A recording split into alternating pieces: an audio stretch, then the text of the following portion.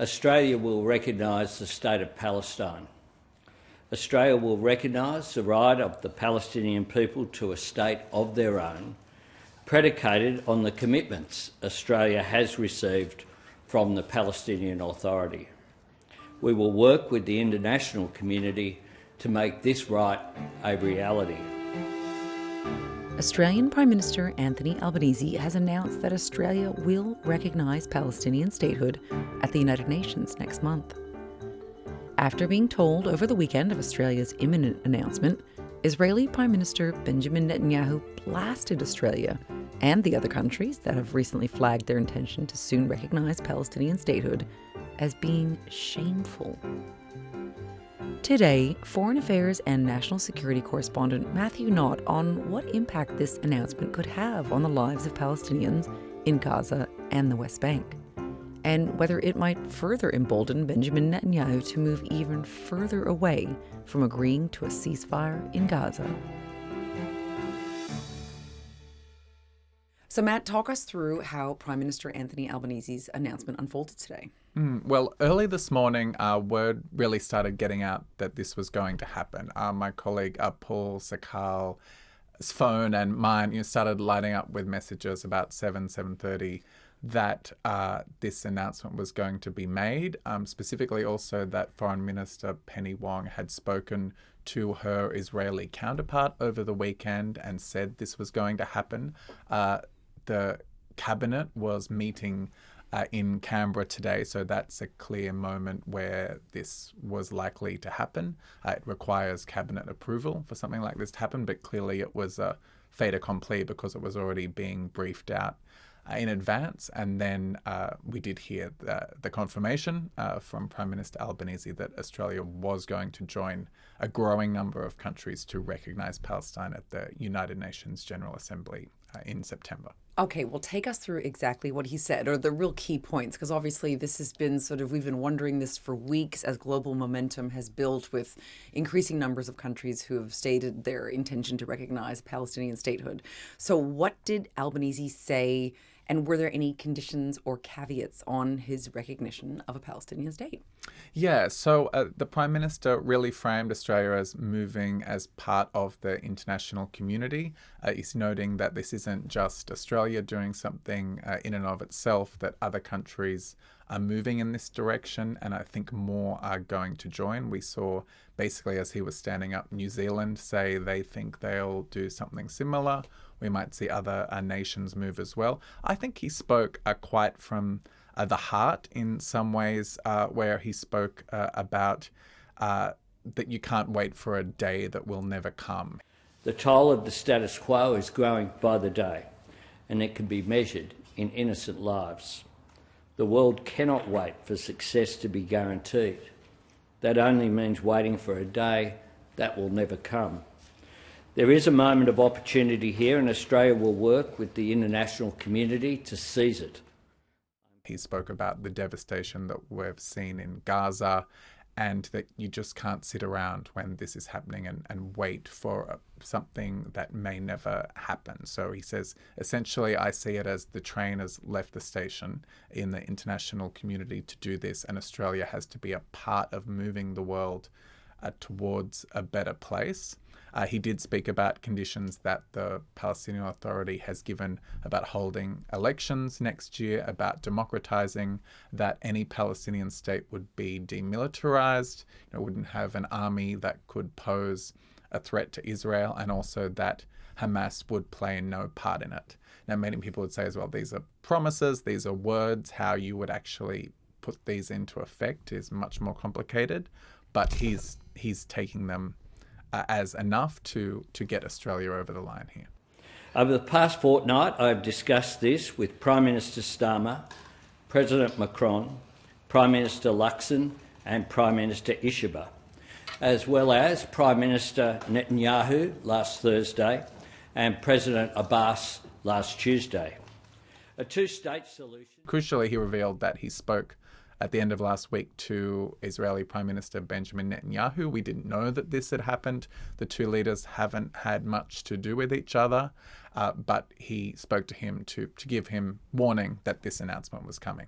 Well, I wanted to really ask you about his conversation with Benjamin Netanyahu, because like you say, we didn't know that until the press conference this morning, that they'd had that conversation on Thursday. So tell me, I guess, about what the main points were that they spoke about, because you mentioned just before Albanese saying, well, there's no point in waiting until a day that's never going to come to make this announcement. And I feel like maybe that's something that they discussed, because, well, tell us what Albanese had said about his conversation. Yes, so he made Australia's position clear that Australia believes two states is the crucial way that this conflict will be solved, that Israelis will not be able to live in peace and security unless there is also a Palestinian state where Palestinians can govern their own affairs. Now, that's not shared by the majority of people right now in Israel, but this is the long-standing position of Australia, and he said, we're trying to drive forward progress towards that outcome. Prime Minister Netanyahu held a press conference of his own where he was asked about exactly this, and he says he thinks that these type of moves from countries like Australia are shameful, that they're counterproductive. The Jewish public is against the Palestinian state for the simple reason that they know it won't bring peace, it'll bring war. To have European countries and Australia march into that rabbit hole, just like that, fall right into it, and buy this canard is disappointing, and I think it's actually shameful. But he made very clear that they will not influence him or his government. He's saying, basically, this is our country, our part of the world. We're the ones who have to live here. We're still fighting a war. We're still trying to get Israeli hostages back. Essentially, what the international community does, we disagree with it, we don't like it, but it's not going to influence us. So you see two leaders coming from very, very different perspectives. They're not on the same page. Albanese still says that we're a friend of Israel, but it's essentially from the perspective of, if you're a friend, you tell your friends when you disagree with them. And this is a profound disagreement about the way the war has been run and where Israel is heading in terms of a two-state solution. And how significant is this announcement that Albanese has made today? For Australian policy, this is a very significant decision. It's a decision that has been a long time coming. It's taken really over a decade within the Labor Party. There's been a lot of activism for this to happen. I think you could start the clock back in the Gillard government, when Bob Carr led a push for Australia to support observer status for Palestine at the United Nations. That was a big deal at the time. We broke with America that didn't want it. Julia Gillard didn't want to do it herself. This was a big change for Australia. And since then, within the Labor Party, which has been moving to the left, there's been growing support to recognise Palestine, and it's been passed at successive Labor national conferences as part of official party policy. We've seen Penny Wong building the groundwork to this for over a year. But the thought for countries like Australia and the United States has traditionally been that we would recognise the Palestinian state at the end of a peace process, that this is something we're holding out as a prize, as an incentive for the two parties to get together and make the difficult compromises that would be necessary. Now that's been thrown out the window because clearly the two-state solution process was going nowhere. The peace process was going nowhere. The current Israeli government has no interest in it. And many people also point out that throughout history, Palestinian leaders have turned down or walked away from negotiations. So this is, I think, a recognition that just things were not working. We're going to try something different. Yeah, but for us, it's a big change from our long-standing position, and also in terms of how we see ourselves in the world, our relationship with the United States. You know, it shows we're not walking in lockstep with the United States on this issue in any way. And so why did Albanese make the statement now? Because obviously it's been sort of teased, you know, him and Penny Wong have been sort of talking about making moves towards this for many, many months. So why do you think he did it now?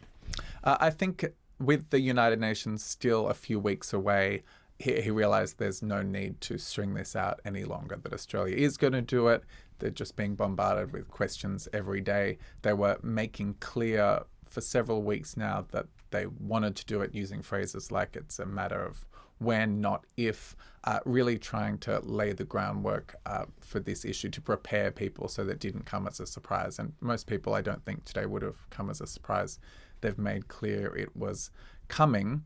But look, this isn't necessarily Australia's timing. We're, I think, jumping aboard a train that's moving here, that really, most recently, Emmanuel Macron set moving. I believe in the future of a two-state solution as the basis for a regional security architecture that will allow Israel to live in peace and security with its neighbours. I believe in a need to unite our voices in Paris, London and everywhere else to recognise a state of Palestine and initiate this political dynamic, which is the only one. And that has been pretty successful at encouraging other countries to do something that they'd been reluctant to do. And Australia leaders constantly say, we're not a central player in this region. What we do on our own, often in and of itself, doesn't matter. So there's a global coalition. We want to be a part of that, to try and make something happen here, to try and breathe new life into a process that's become very dormant and pretty hopeless. And I wonder if there was any feeling on behalf of Albanese or his government that if he doesn't make an announcement now, perhaps you'll be on the wrong side of history, because you and I were talking right before we started recording that it was just on July 27th that Albanese was on the ABC program Insiders, and he was asked, are you about to recognize Palestinian statehood? And he said, are we about to do that? No, we are not. That was just on July 27th. So, what happened between July 27th and today? Yes. And so the way he was speaking in that interview gave a lot of people the impression that he wasn't in a rush to do this at all. He was more talking about the issues with it, the complications with it, rather than saying this is something we want to do quickly. Now, we still need to know more about all the negotiations that have happened behind the scenes. But since that interview, we saw the UK make a commitment. We saw Canada make a commitment. These are countries that Australia views itself, even more than France, I would say, as simpatico with. And it was pretty clear that the time was now, even if Albanese, who's pretty cautious in this area, has doubts about how much will be achieved. Now's really the time to do it, whether we like it or not. So I think that's really what's changed in the past few weeks, is the recognition that now's the time in which they can form part of a global coalition, notwithstanding all the doubts about what it will practically achieve. And so what have we heard from Palestinian and Israeli groups here in Australia? The reaction's interesting.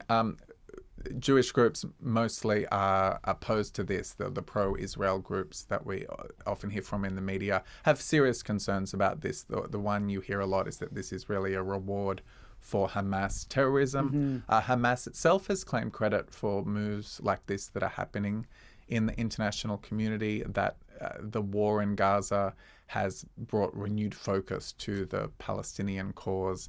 They say that now isn't the right time to do this. There's still a war going on. The Israeli public, is not interested in a two-state solution now. The idea is that this international community momentum is totally divorced from the reality on the ground. They're the points they would make.